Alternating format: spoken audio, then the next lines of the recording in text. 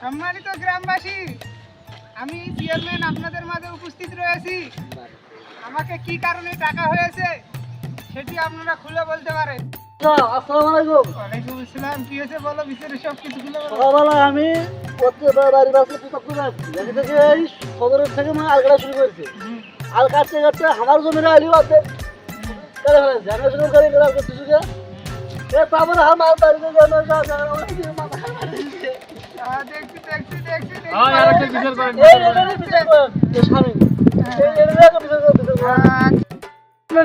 সব কথা নিচে আমার জমির আইল আমি কাটছি, কোনো মতো ঘাটের আগাল গান কাটছি, ওই কেন এমন করো জমির অর্ধেক কেটে ফেলালো। আমার আর ছোট ভাইয়ের মাথা ফাটে কি করছে দেখেন, ছোটটা খেলে গাল আছে,